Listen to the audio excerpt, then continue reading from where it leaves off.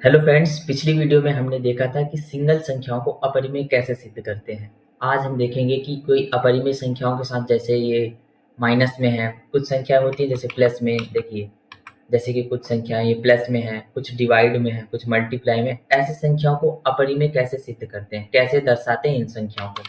तो चलिए शुरू करते हैं। हमारे पास है कि दर्शाइए 5 - अंडर रूट 3 एक अपरिमेय संख्या है। तो इसको कैसे दर्शाएंगे? ये जो पहले क्वेश्चन हम कर चुके हैं उनसे बहुत ही आसान है ना। इसमें कम स्टेप हैं और इसका सॉल्यूशन भी छोटा है, बस समझिएगा। तो चलिए देखते हैं। तो सबसे पहले क्या करेंगे हम इसमें, पहले जैसे हमने माना था कि अंडर रूट जैसे एक संख्या थी, तो उसमें क्या माना था हमने कि अपरिमेय सिद्ध करना है, तो उसको हम क्या मान के चल रहे थे कि ये परिमेय संख्या है। तो इसमें भी हम वैसे ही कुछ करेंगे। तो चलिए देखते हैं। तो लिखेंगे माना 5 - अंडर रूट 3 एक परिमेय संख्या है। एक परिमेय संख्या है, ठीक है। अब यदि परिमेय संख्या है तो इसे हम p/q के रूप में लिख सकते हैं। तब क्या लिखेंगे, माना 5 माइनस क्या लिखेंगे, 5 - अंडर रूट 3 को p/q के रूप में लिख सकते हैं, ठीक है। अब p/q के रूप में लिख दिए तो आपने पढ़ा होगा कि q बराबर नहीं होना चाहिए किसके, 0 के, तथा p व q सहअभाज्य हैं, सहअभाज्य हैं, ठीक है। अब क्या करेंगे, यहाँ ध्यान देने वाली बात है कि अंडर रूट वाली संख्याओं को एक साइड लेना है और बिना अंडर रूट वाली संख्याओं को एक साइड लेना है। तो देखिए अंडर रूट 3 इस साइड माइनस में है और p/q पूरा का पूरा इस साइड प्लस में है। तो ये वाला p/q को जो प्लस में इस माइनस में ले जाएंगे और -3 अंडर रूट 3 को इस साइड प्लस में लेके जाएंगे। तो कैसे करेंगे चलिए देखते हैं। लिखेंगे 5 माइनस सॉरी हाँ 5 - p/q बराबर अंडर रूट 3, ठीक। अब क्या करेंगे, इसका एलसीएम लेंगे। एलसीएम लेंगे तो क्या होगा, ये इसके मल्टीप्लाई में चले जाएगा और इसके नीचे कुछ नहीं है तो इसके मल्टीप्लाई में 1 चला जाएगा। तो क्या लिखेंगे, 5q - p/q बराबर अंडर रूट 3। अब देखिए दो बहुत महत्वपूर्ण बात। पहली, यदि एक परिमेय संख्या और एक अपरिमेय संख्या का जोड़, घटाना, गुणा, भाग कुछ भी किया जाए, वहाँ सदैव एक अपरिमेय संख्या मिलती है, ठीक। दूसरी बात कि दो पूर्णांक संख्याओं का जो डिवाइड होता है, विभाजन होता है, वह एक परिमेय संख्या बनाती है, ठीक है। ये दो बात हमेशा आप ध्यान रखिएगा, तभी आगे के स्टेप आप समझ पाएंगे। अब देखिए यहाँ पर क्या है कि p व q क्या है, एक पूर्णांक है, इसीलिए सहअभाज्य संख्या है। तो लिखेंगे क्या, चूंकि p व q एक पूर्णांक है, ठीक है। लिखने पे ध्यान दीजिएगा कि कैसे लिखा जाता है, एक पूर्णांक है, समझते चलिएगा। अब यदि दो पूर्णांक हैं, जैसे देखिए p और ये q दो पूर्णांक है, अब इसे किसी भी संख्या से गुणा करेंगे तो एक पूर्णांक ही मिलेगा।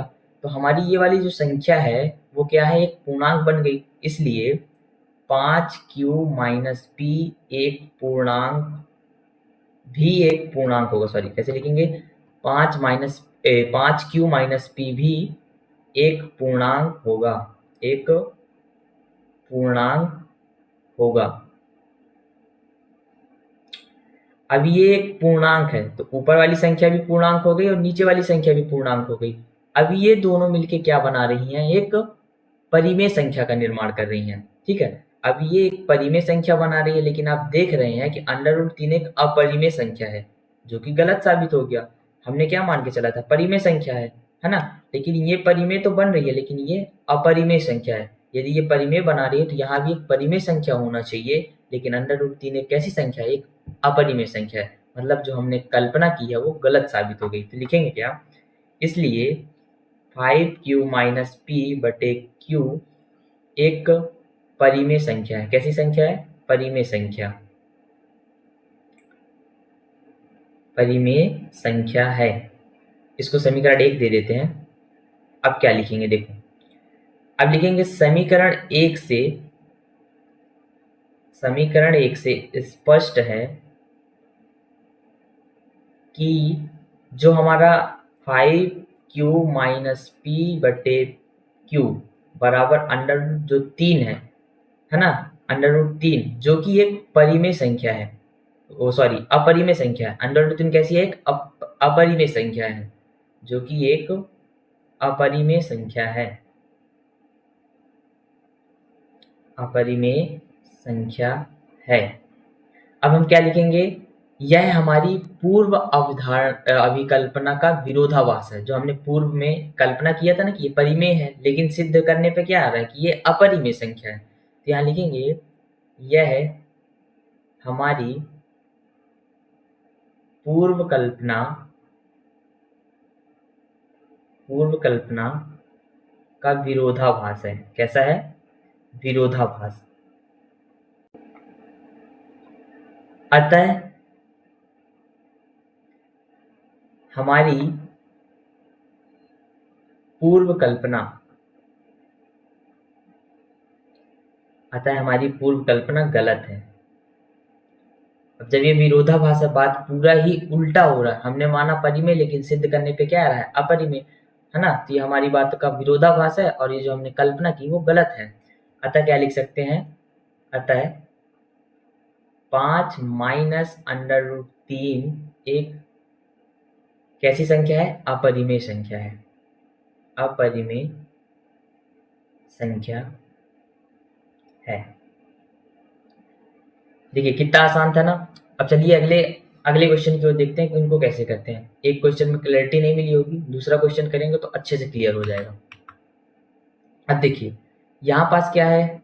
3 अंडर रूट 2 एक अपरिमेय संख्या। अब यहाँ पास क्या आ गया? गुणे में आ गई कोई संख्या अंडर रूट के साथ। उसको कैसे करते हैं चलिए देखते हैं।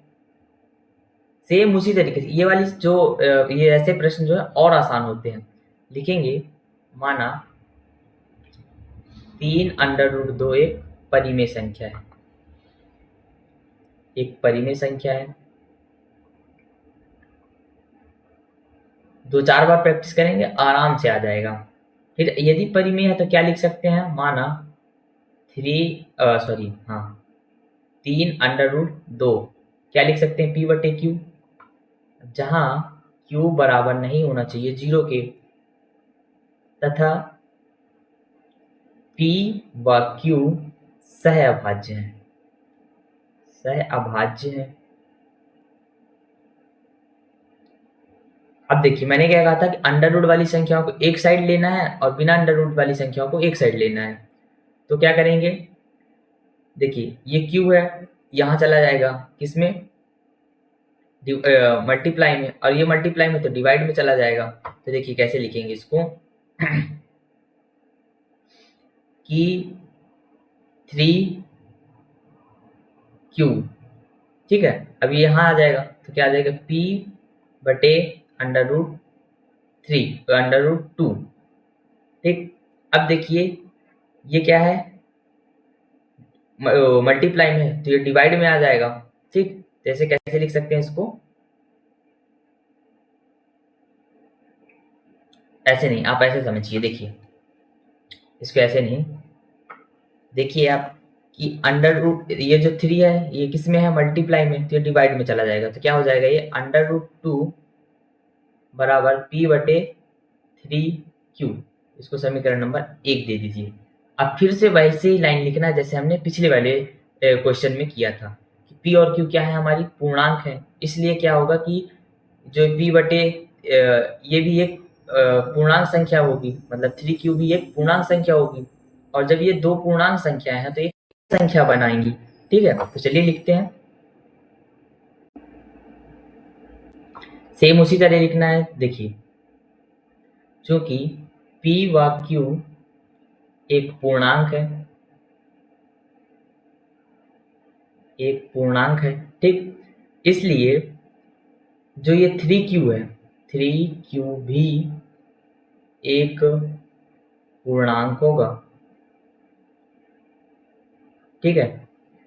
अब जब ये दो पूर्णांक है तो दो पूर्णांक मिलके कैसी संख्या बनाएंगी? एक परिमेय संख्या बनाएंगी। इसलिए p/3q एक परिमेय, कैसी होगी? परिमेय संख्या, एक परिमेय संख्या होगी, ठीक है। अब ये कैसी है, एक परिमेय संख्या बन गई। अब लेकिन देखिए एक परिमेय है और दूसरी अपरिमेय है, √2 एक अपरिमेय संख्या है, तो हम क्या लिखेंगे, समीकरण एक से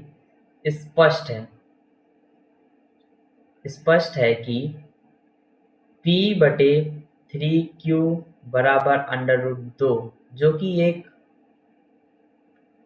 कि एक कैसी संख्या है, अपरिमेय संख्या है,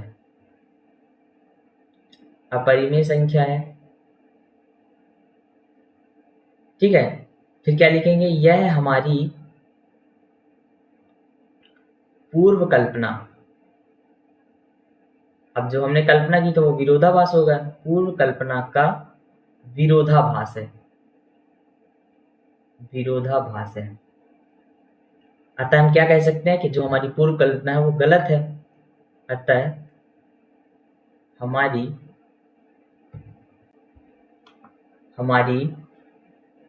पूर्व कल्पना जो है गलत साबित हो गई, ठीक है। तो क्या लिख सकते हैं, अतः अंडर 3√2 एक अपरिमेय संख्या है, अपरिमेय संख्या है। देखा कितना आसान था। चलिए अब नेक्स्ट क्वेश्चन की ओर चलते हैं। अब देखिए, अब हम देखते हैं हमारे जो प्रश्नावली 1.2 है ना, 1 पॉइंट क्या है, 1.2 का जो क्वेश्चन है। जैसे देखिए पहला क्वेश्चन क्या है, √5 एक अपरिमेय संख्या है। ये बिल्कुल उदाहरण की तरह है, जो हमारा उदाहरण था ना, उदाहरण क्या कौन सा था, तो पिछली वीडियो में हमने उदाहरण किए हैं, तो बिल्कुल उदाहरण की तरह है। जैसे √3 √2 किए थे, वैसे ही √5 एक अपरिमेय संख्या है, वैसे ही एकदम सिद्ध करना है। अभी थोड़ी देर हमने क्या देखा था, माइनस वाली संख्या, तो ये भी एकदम सेम उसी की तरह है। आप अभी देखा थोड़ी देर पहले हमने ये सॉल्व किया है कि 3√2, ये भी एक उदाहरण की तरह ही है, और ये जो है ये भी उदाहरण की तरह है। तो ये जितने भी क्वेश्चन टिक किए गए हैं वो सारे आप होमवर्क में करिएगा। यदि आप लोगों से ना बने तो आप बताइएगा, ज़रूर एक इसकी अलग से वीडियो बना देंगे। लेकिन आप जितना प्रैक्टिस करेंगे उतनी ही आपकी मैथ्स एक्सपर्ट बनते जाएंगे उस चीज़ में, है ना। मैथ्स हमेशा, जो गणित है हमारी, वो हमेशा प्रैक्टिस मांगती है। तो आप जितना ज़्यादा प्रैक्टिस करेंगे उसमें उतना ही अच्छा बनेंगे आप। हमारा एक अलग टाइप का क्वेश्चन क्या आ गया, 1/√2, ठीक है। ये एक अलग टाइप का क्वेश्चन है, मतलब है तो वैसा ही है, करना वैसा ही है, लेकिन थोड़ा सा ये बटे में आ गया। तो इसको चलिए एक बार आपको बता देते हैं कैसे करना है।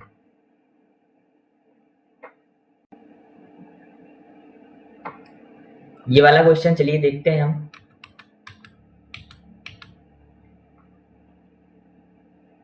तो चलिए कैसे करेंगे, इसको भी वैसे ही करना है, बस आप देख लीजिए। इसको भी हम मान के क्या चलेंगे, एक परिमेय संख्या माना, इसको भी हम वैसे ही मानेंगे। √2 एक परिमेय संख्या है, एक परिमेय संख्या है। अब जब ये परिमेय संख्या है तो इसे p/q के रूप में लिख सकते हैं, 1/2। इसको कैसे लिख सकते हैं, p/q के रूप में, ठीक। अब क्या करेंगे कि जो q है वह 0 के बराबर नहीं होना चाहिए, और p व q सहअभाज्य हैं, सहअभाज्य सहअभाज्य है। अब देखिए अंडर रूट वाली संख्याओं को एक साइड लेना है और बिना अंडर रूट वाली संख्याओं को एक साइड।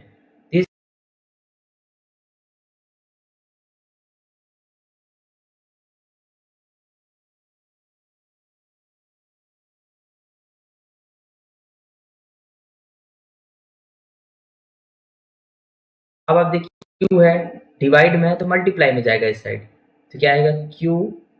अब ये देखिए ये क्या है, मल्टीप्लाई में है, गुणे में है, तो इस साइड भाग में चला जाएगा, तो क्या हो जाएगा, ये अपना हो जाएगा p बटे में क्या आ जाएगा, √2, ठीक। क्लियर। इसको हम दे देते हैं समीकरण नंबर 1।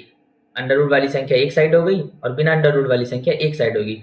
अब सेम लैंग्वेज वैसे ही लिखना है, क्योंकि p व q एक पूर्णांक है, अब p और q पूर्णांक है, दो पूर्णांक मिला के एक परिमेय संख्या बनती है। क्या लिखेंगे? पूर्णांक है। अब इनके साथ कोई गुणा मतलब उसमें नहीं है, जोड़ या घटाने में, डायरेक्ट डिवाइड में, तो डायरेक्ट लिख देंगे। इसलिए p व q एक परिमेय संख्या है। कैसी संख्या है? परिमेय संख्या है। अब क्या करेंगे? समीकरण 1 से स्पष्ट है कि जो q बटे p है बराबर √2, जो कि एक अपरिमेय संख्या है। अपरिमेय संख्या है।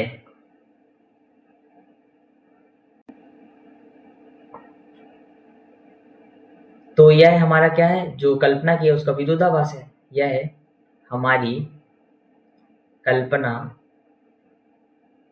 का विरोधाभास है। विरोधाभास है। अतः हमारी जो पूर्व कल्पना है वो गलत साबित हो गई। अतः हमारी पूर्व कल्पना गलत है। गलत है। अतः हम क्या कह सकते हैं कि जो ये हमारी संख्या है 1/√2, यह एक अपरिमेय संख्या है। अतः 1/√2 एक अपरिमेय संख्या है। ठीक है, देखिए कितना आसान सा। उम्मीद करता हूँ आपको ये वीडियो बहुत अच्छी लगी हो, आपको सारी चीज़ें समझ में आई हो।